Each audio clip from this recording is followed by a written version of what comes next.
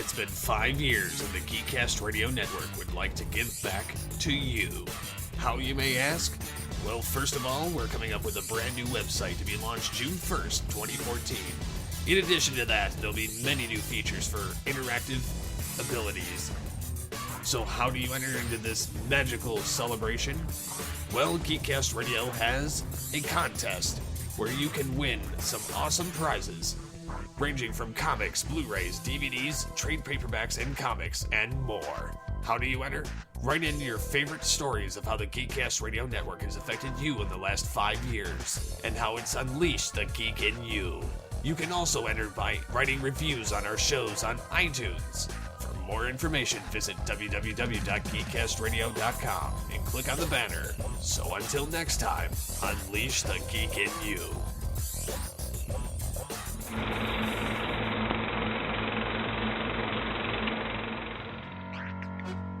This is M-Wire, Movie Week in Review. M-Wire is brought to you by Audible.com.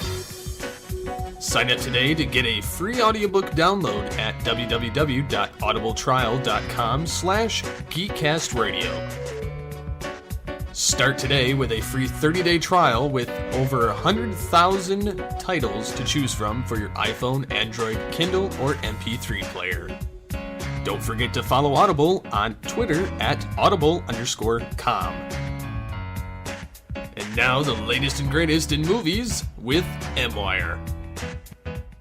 Hello and welcome to M-Wire. This is Movie Week in Review. This is episode 104, and it is a marvelous episode at that. I am your host, TFG1Mike.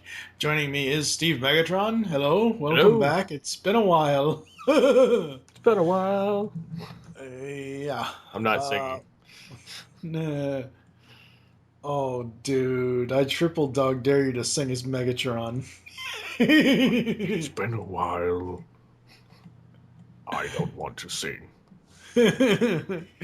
Alright, this is episode 104 of the regular M-Wires. This is a spoiler-filled episode. There will be a spoiler announcement once we get to that section, but just wanted to let everybody know as well that this is going to be spoiler-filled as we go in-depth on Captain America, the Winter Soldier. Before we do that, what is your overall impression of the Marvel Cinematic Universe so far? They've had a couple that I haven't really gave a rat's ass to. But the overall, I'd say that they haven't done really that bad. I mean, they're all interconnecting. They're all very well written. Some of them you can tell are a little bit fast track. But for the most part, I really don't have any gripes with it. I think that they've been doing fairly well. So I look forward to more of what they're going to do in the future. Yeah, I'm the same way. There have been a number of them that I've absolutely loved, whether they're the Marvel Studios films or other like Sony and Fox and whatever else. But specifically to the Marvel Studios films, Iron Man, Incredible Hulk, Iron Man 2, Thor, First Avenger, Captain America, The Avengers, Iron Man 3, all that stuff. I've liked most of them. Thor and the Thor movies are not my thing at all. I just can't get into those characters. I know everyone craps on Iron Man 2. It's not the best movie, but it's by no means the worst. I know you've said in the past it does set up Avengers, which that is true. It does do that. But for me, with Iron Man 2, the reason why I enjoy it so much is because part of it is the Armor War story, where Tony has to basically go get his designs back, etc., etc., etc. And in the whole of the Iron Man trilogy so far, I think they've done a damn good job telling a really cohesive story with that character. Avengers was absolutely awesome. The first Captain America, I didn't see until it hit media release. I didn't see until it hit DVD, Netflix, Redbox, whatever. Not that I didn't want to see it. Not that I was one of those guys that was like, oh crap, what's Chris Evans not doing playing Johnny Storm, etc., etc., etc. Which, again, I like Chris Evans as Johnny Storm. I think it's interesting if you look at his portrayal as Johnny Storm and his portrayal as Steve Rogers and how well he acts between the two of them and the differences between obviously the two characters are very different, but it's surprising to me that the same guy can have such versatility in his acting.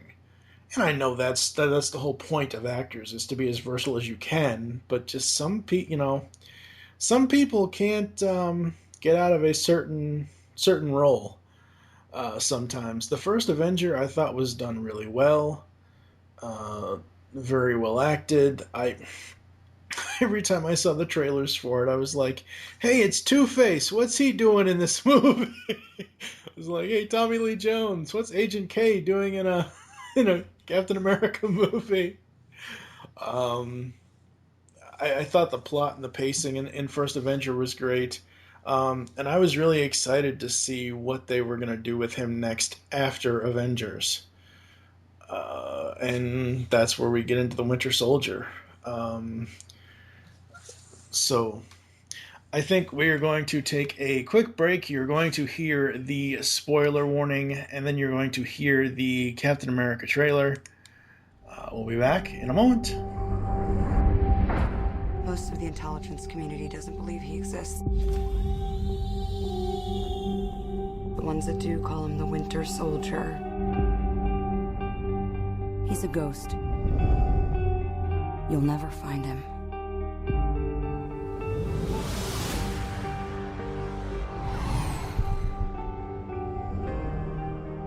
I joined S.H.I.E.L.D. to protect people.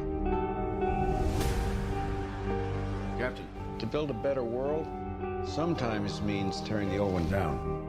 And that makes enemies.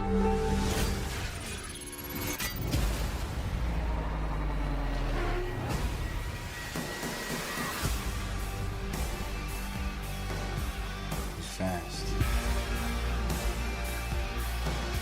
Strong. Out of mental harm.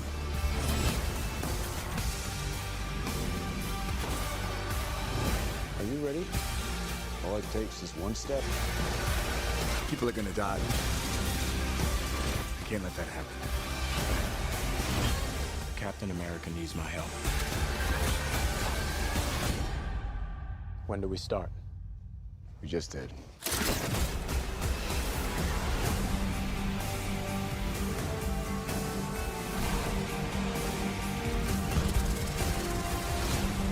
The price of freedom is high.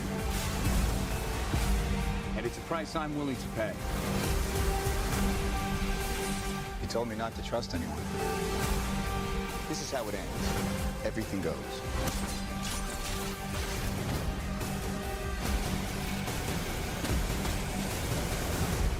Looks like you're giving the orders now, Captain. Damn right.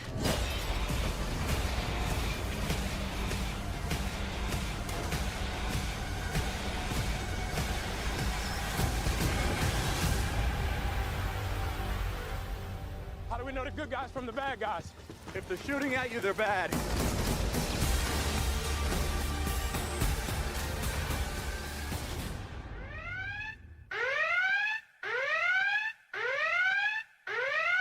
Warning. The following recording contains many plot spoilers. If you have not seen the movie being discussed, please go see the movie before listening. If not, you have been warned. And now, on with the show. All right, we are back. What were your first impressions? I kind of glossed over this with you. What were your first impressions, or when you first saw the first film? Well, what did you think of it? The first film, I was kind of giving it a, being that this was pretty much my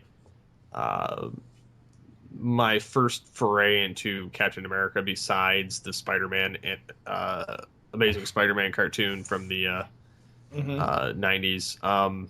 So I really didn't have all that much knowledge about him, but I knew that he was highly important in the Marvel Cinematic Universe, as well as the just regular Marvel anyway.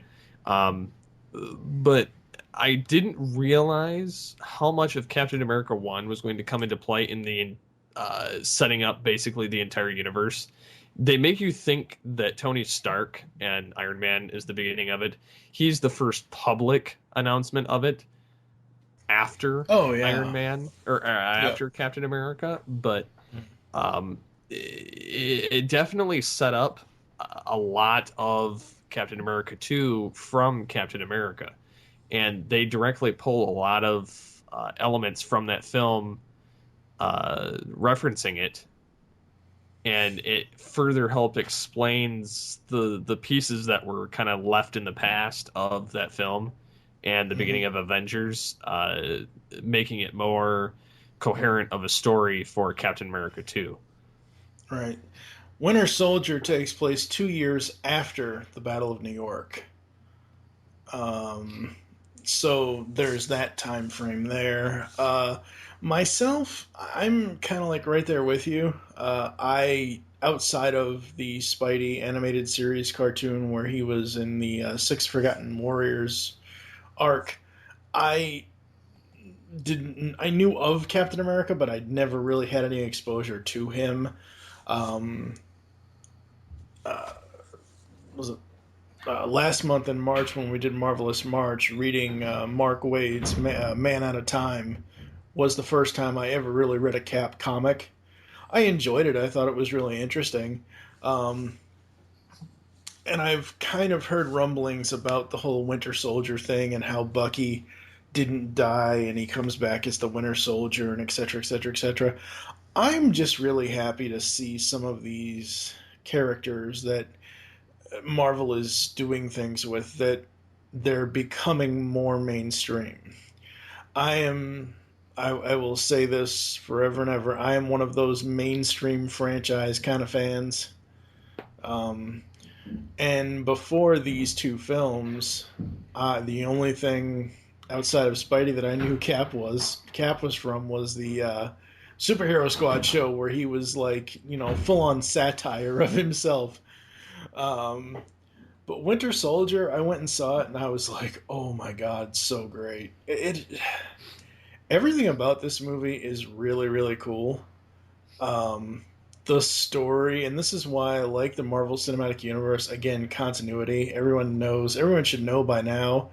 We've done 100 and something episodes of M-Wire that I'm a huge continuity kind of guy, and just where everyone is and where everyone is in Cap's world and how they bring in everyone.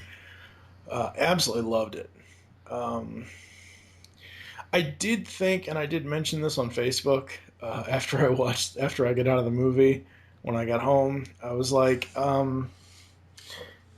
yeah, I liked it, but why does the Winter Soldier look like Cobra Commander from G.I. Joe Rise of Cobra? I didn't get that vibe quite as much. Just a little, not wholly. There are just a couple of moments when he has the black part of his mask on, that just in the eyes and stuff, and how the mask looks sometimes. That early part of Cobra Commander in the first G.I. Joe film, not the later part. It's not even a nitpick. It was just something I noticed. For me, I liked the setup of it right from the get-go. They had Black Widow and Captain America running a covert mission. Mm-hmm. And Cap didn't quite like what was going on, and Black Widow had her own problems to deal with. And then when they met with Fury, there was all kinds of arguments. And then I enjoyed the fact that Cap was kind of like, I'm really getting tired of being left in the dark. You want me to help you? You need to tell me what you want. Just stop, lying, basically. Yeah, and that's been Cap's mantra to Fury since Avengers. Yeah, especially when he found the ammunition. Phase 2. Yeah, the Phase 2 stuff, yeah. So it further, leads to wonder what is going on. And then you get back to Fury, he's explaining everything, and then him realizing he doesn't have access to the files, even though it's him that has access to the files. Yeah. And then he starts noticing something goofy, and then, of course, he gets hunted down, and they make it out like he's dead. Which, that's again like a Coulson type thing, or just pretty much what they've done with everybody in the Marvel universe. Okay, let me address this really quickly. But they faked it properly. Exactly. I'm not saying that they pulled a Coulson, because they completely killed Coulson. He was dead for 11 days. But oh God. But Fury, they gave him something that he would appear as close to dead as possible, and right. You have Maria Hill helping out, still loyal and everything, and these two still loyal, and then the fact that Alexander Pierce was basically, the Hail Hydra, Mm-hmm. and you get to see the guy that was in the Senate from Iron Man 2. Gary Shandling. And he's like, Hail Hydra. And yeah, I always didn't like that guy. I didn't either, but it was funnier seeing him as a Hydra, and I'm like, okay, it makes sense why he's a douchebag. But it's, and then you see, Black Widow and Captain America trying to infiltrate the first SHIELD location, only to find out that it's a Hydra location with one of the original Hydra members of the army that the Red Skull had in Captain America 1. Yep. And Arnim Zola. Yep. And you find out that which this leads me to believe that he is the clairvoyant. Mm-hmm. If you think about it, I mean, spoilers for anybody that hasn't seen Agents of S.H.I.E.L.D., but they make it out to believe that Bill Paxton's character is the clairvoyant. Mm-hmm. And he basically admits as much, but I just somehow can't see that. But he said he switched sides, so that leads me to also believe that he's not, but they're making it out like he is in that show. Whereas I think Zola here is the clairvoyant, since he actually has access to everything. Yeah. And they've infiltrated, S.H.I.E.L.D. from the inside out. Mm-hmm. Right from the get-go, which, of course, then they lead to follow that, Stark's father was killed off by Hydra. Mm-hmm. They targeted Bruce Banner, Tony Stark, and Stephen Strange, Doctor Strange, which they have yet to bring to film, but they dropped it. They will. Now that they've dropped it, they most definitely Well, they were talking about doing it anyway. Yeah. But they've definitely name dropped it, and he'll be coming out around the time that Ant-Man and all that stuff come out. But especially with all the original heroes of the Avengers winding down, and then you have that brought up. Which one, Bruce Banner? Even if they tried to kill him, they can't. The other guy will just spit it out. Yeah, that's my point. He's pretty much an unkillable force. He'd have to die of old age. But the whole film, the way that it played out, it touched on the rest of the Marvel Cinematic Universe almost to the degree, if not better, than how Avengers did it. And I enjoyed it thoroughly. I enjoyed it more than I enjoyed pretty much the rest of the Marvel films to this point.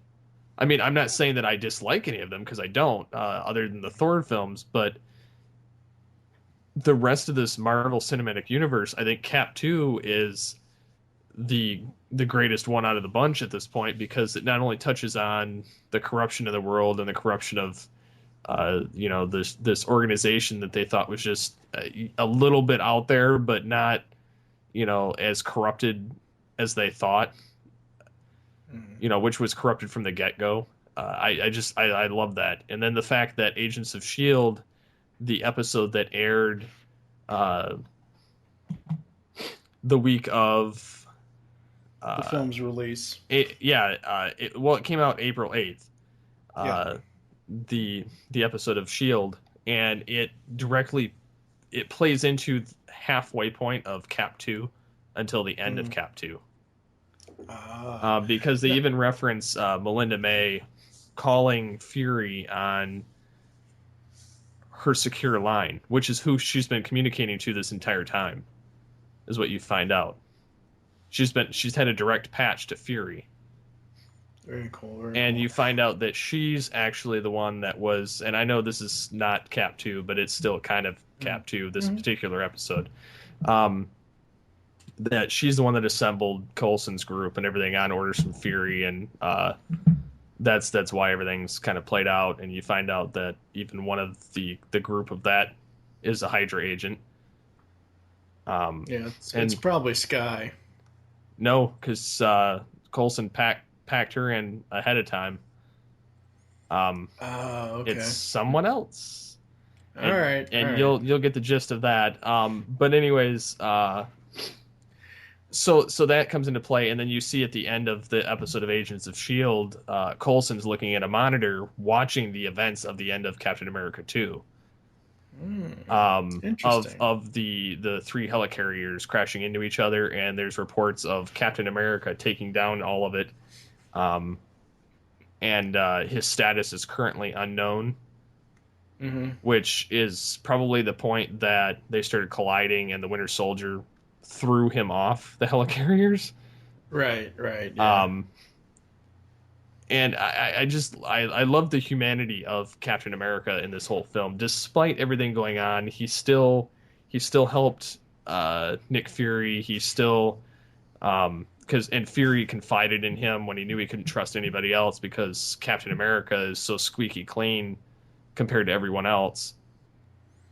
He is the Marvel Universe Boy Scout. He is. That's right. And I think he's more squeaky clean than Superman. Oh yeah. Just because he's full-bred human, but he's also been at the very bottom and had to work his way up, which I think makes him the most genuine character in the Marvel Cinematic Universe. And I think that his character, especially the fact that he tried to bring Bucky back from being the Winter Soldier, and it showed his humanity, that he couldn't bear to fight him. Yeah, absolutely. Let me address the death thing. Now, there is a difference in setting up a plot of a film to have one of the main core S.H.I.E.L.D. agents be the reason you have your team unite. There's a difference between that and Fury saying full shadow operations, or whatever he said to Hill before he got cut off because of all the DC police, or what is supposed to be the DC police, basically rear end and front end him. When he said deep shadow operations, I knew shenanigans were going to happen. I knew Fury wasn't going to die. There's a difference in doing that properly versus making us think that Coulson is dead to bring the team together, and then, oh hey, let's give him a TV series. And I'm not going to sit here and bitch about that all the time anymore. I'm done with it. I'm just saying that in the context of Winter Soldier, like you said, there's a better way to fake a death.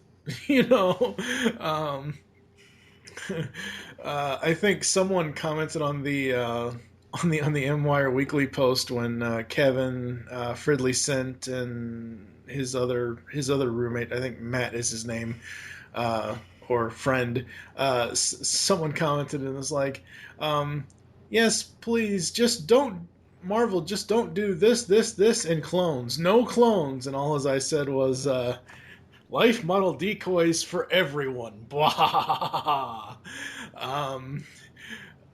but Cap 2, I agree with pretty much everything you're saying. It was a very heartfelt movie. It was very, very interesting, and it's not only heartfelt but heart wrenching. I assume I'm not looking at anything. I assume the character that Emily Van Camp plays. I assume she's some sort of great granddaughter or granddaughter of Cap's old love interest, Agent 13, the redhead or the blonde or whatever she is. So let me see here. What is her character? Sharon Carter. I assume that she's the some sort of relation to the other love interest that Cap had back in the World War II days. Peggy Carter. Peggy Carter, yeah, there you go. Yeah, who he saw in the hospital in this film. Yeah, oh god, that's what I'm saying. This film at times was so heart-wrenching between him wanting to basically save Bucky and then him basically showing up and seeing Peggy again.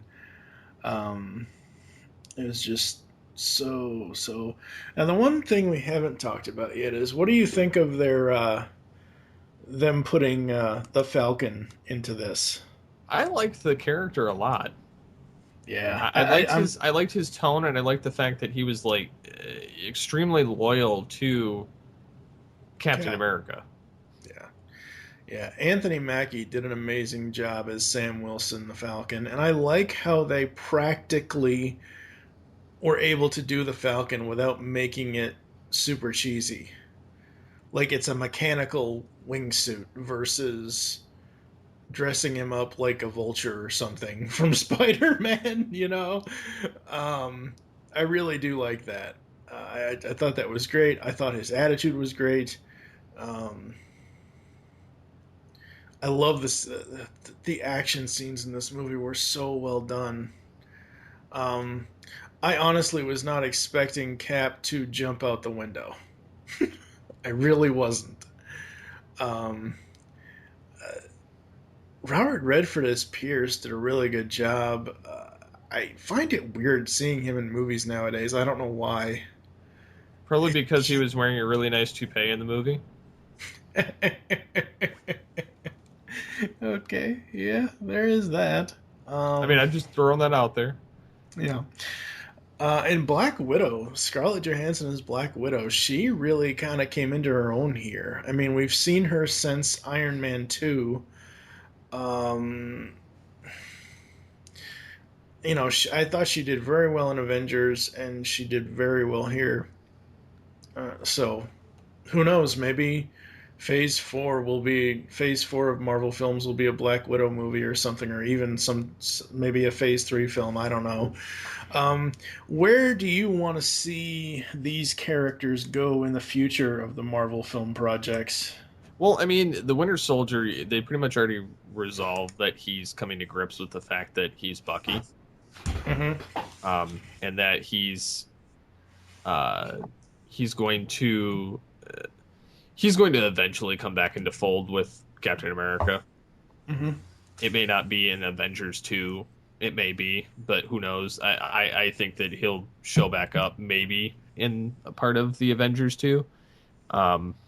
Because they'll need all the help they can get. But I also think that he may come back in Cap 3. But I think that they're going to have Captain America and Avengers 2. And didn't they say 3 or 2? I think 2 and 3, aren't they? Avengers 2 and Cap 3. Okay, so they're probably going to kill him off, Steve Rogers off in Cap 3, and then have the Winter Soldier take over as Cap. Possibly. Like the comics. I'm pretty sure that's how that's going to go. I think Black Widow will show up more throughout some of the films. I don't think her contract's very long either. I think she has a few more films. She'll probably show up through the rest of the Avengers and maybe a solo film, which would be cool. But Nick Fury, I know he'll show up in Avengers 2, but it'll be a muted role for the most part because S.H.I.E.L.D. is kind of defunct. At this point, but I think that being that Maria Hill and Fury will be in the end of Agents of S.H.I.E.L.D., the TV show, I think what's going to happen is Fury is going to reform S.H.I.E.L.D., but with him as the head of it and in a New York division. Get the reference there, like the old animated series where S.H.I.E.L.D. was based out of New York and Fury was the head of it. So I think that he'll reform it where he can handle it all personally and then build back up the force just there with him. So I think he may show up again for a little while longer. But I don't know. I really don't know. I think that with this film, they've set it up so well that it's hard to tell which direction they can go in, but they've also shattered the entire universe in this one film. No. Now, was there anything out of the film that you didn't like? Honestly, I can't really find anything I didn't like about it. I think that they handled everything so well this time around with the film that I can't really nitpick. Like the Iron Man films, I've been able to nitpick in the second and third film. I've been able to nitpick a couple of small points in Avengers, and I say small. The Thor films, I don't like at all. I don't say that they're bad films because they're not. I can't get into them. I've watched them, but I don't care for them. It's more so the character than it is the film. And then you get into the Captain America films. I was not a big Captain America fan until I saw the first movie, and then I was like, okay, I'm open to Captain. And then seeing this film just puts him in a whole new light that he's pretty much neck and neck with Iron Man in this series for me. Yeah, I'm right there with you. I I love the line when Falcon asks him, "Is that what you're wearing? When you go to war, you need a uniform." And the next thing you see is the man as the museum guard. He's like, "I am so getting fired." That's one of my complete joys out of any of the Marvel Universe films, whether I like them or not. It doesn't matter if it's Marvel Studios or Sony or Fox.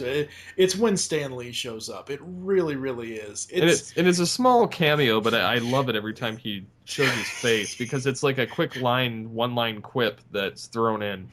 Yeah.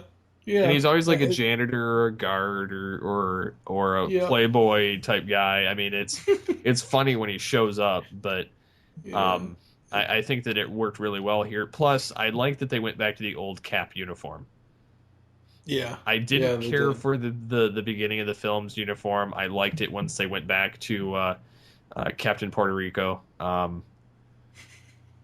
It's an internet meme going around right now because apparently his torso section and the way the star is positioned looks like the flag of Puerto Rico. Oh, jeez. And so people are going, it's Captain Puerto Rico. So I like that uniform better anyway, but overall, Winter Soldier was a great movie. I cannot wait to see more from the Marvel Studio stuff. I will say that right now, as of this recording, I'm more so looking forward straight into Avengers Age of Ultron.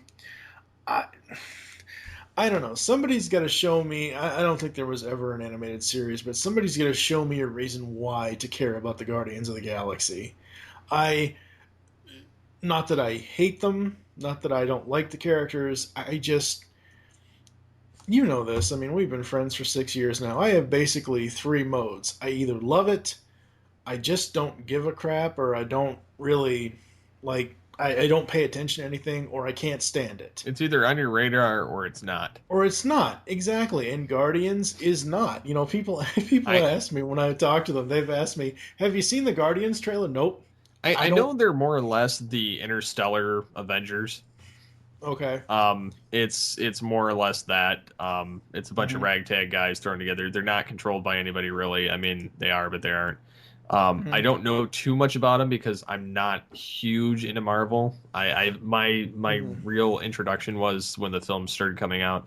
I had some from the animated series in the '90s, but um, I'm interested to see the film. It does look fun and interesting. I'm just not sure. I know that elements of it do kind of butt into Age of Ultron somehow, Okay. and somehow into Avengers 3. I mean, So am I I definitely going to see a see it? crossover Yeah. coming in the future with that. Yeah. I mean, am I going to see the movie before Age of Ultron? Most definitely. I'll check it out on Netflix or Redbox or something like that, but I just have zero interest right now whatsoever. I like I said at the beginning of this podcast, I am one of those basically the make me famous kind of characters. Iron Man, Hulk, uh, Cap, Black Widow, that kind of team. Um, Now people have said I've seen people online say, "Oh, a Hulk solo film would never work," and "Oh, please don't do another Punisher movie."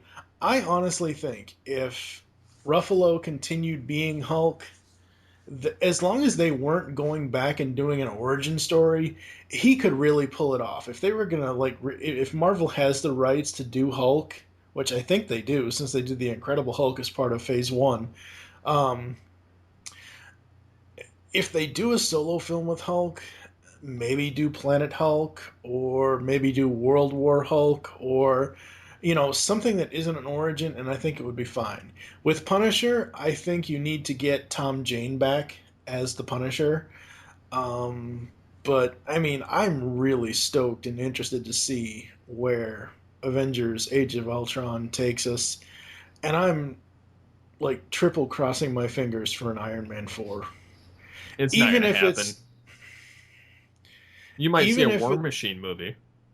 okay, well, It wouldn't be Iron Man 4 though. right, but even if you know, even if Iron Man 4 does happen and it's the story of Fing Fan Foom kills Tony Stark and some futuristic clone from 2099 or some great grandson of Tony Stark comes back and becomes him and it's a different actor, fine. I just after I don't know. Um, for a final rating for me with Cap, I'm gonna give it 4.5 stars, which on our GCRN Universal rating scale is almost perfect. I really did love it. I would, if I was gonna really nitpick something that I took a half point off for, it would probably be that at points I felt like it was a little too long. The pacing itself was fine, but it didn't feel like I was in the movie theater for 2 hours. It felt like I was in the movie theater for 3 hours. What about you for a final rating? See, I didn't have that problem. I was wanting more. Mm-hmm. I was wanting to see, what happens more so after. I mean, yeah, they showed the recovery of Cap, and then they showed, everybody going to Fury's mock funeral, including Fury himself, and burning his identity and his eye patch, which made me sad that he burned his eye patch, but, he's trying to go incognito for a while, at least until he can, as I am guessing, try and reform S.H.I.E.L.D.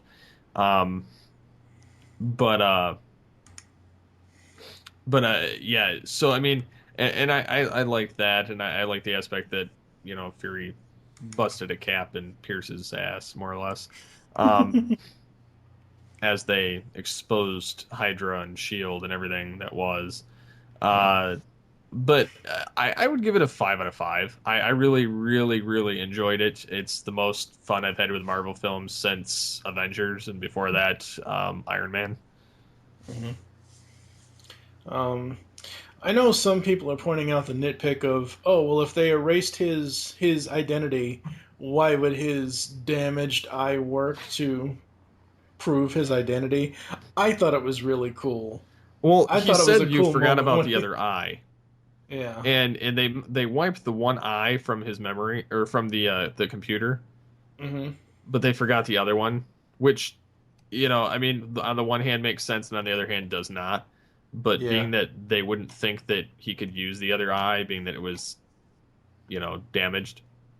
Right. It was rather humorous that he just takes the eye patch off. You get to see what's underneath it for once, and then he gets to pull the trigger on it more or less.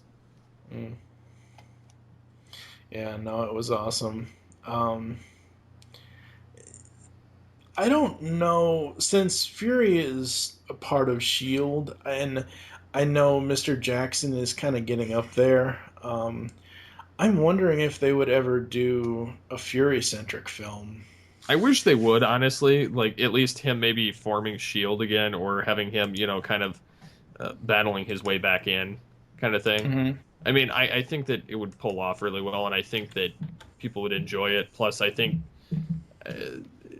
be it what say what you will, but Sam Jackson and people like him, like Bruce Willis and all of that kind of thing, they're action icons. Mm-hmm. Yeah, they play drama really well too, and all that kind of stuff. But they're really action icons. So I mean, to not have him doing some form of action, like I mean, granted, Avengers he wasn't really doing any action, but to see him here doing as much as he did, it just made me love the character that much more. Mm-hmm. Absolutely.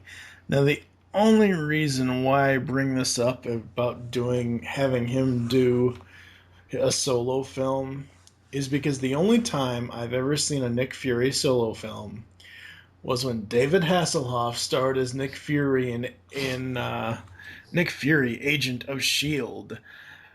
The only reason why I even bring this up is because I so want them to bring back Gary Chalk as Dum Dum Dugan.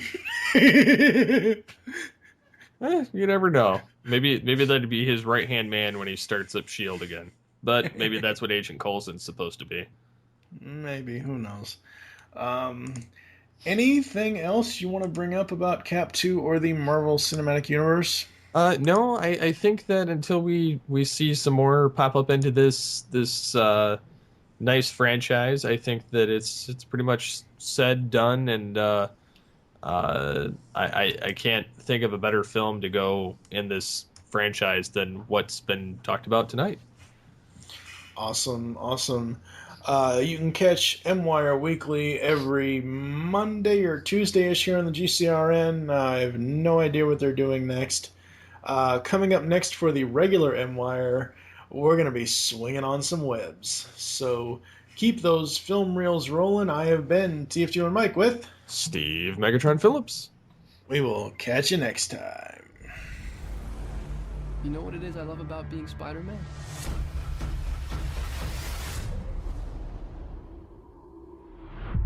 Everything.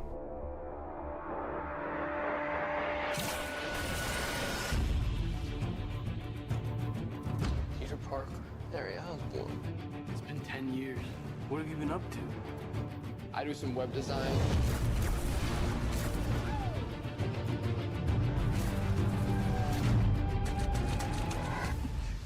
Nice arm. It's just the wrist, just on the wrist, buddy. Peter, you're gonna want to see this. Oscorp had you under surveillance. Why? Isn't that the question of the day? Nothing is what I thought it was. I once told you that secrets have a cost. The truth does too. My name is Richard Parker. I have discovered what Oscorp was going to use my research for. What is all this? The future. We have plans for you, Peter Parker. You wanted to be the hero. Need a hand? Now you gotta pay the price. We have the power now. We can change the world. Then let's go catch a spider. I made a choice. This is my path.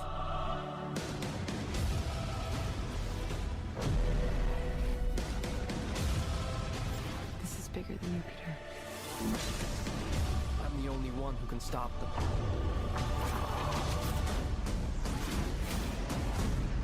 I'm Spider-Man.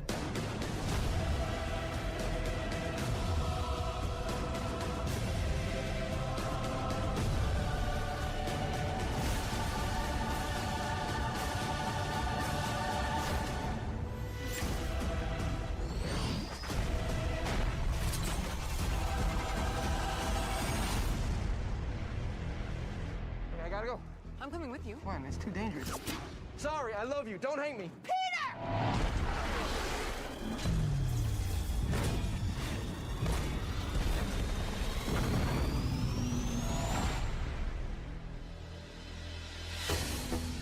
You've just listened to Movie Week in Review on GeekCastRadio.com. If you would like to leave feedback on the show, there are many ways to do so.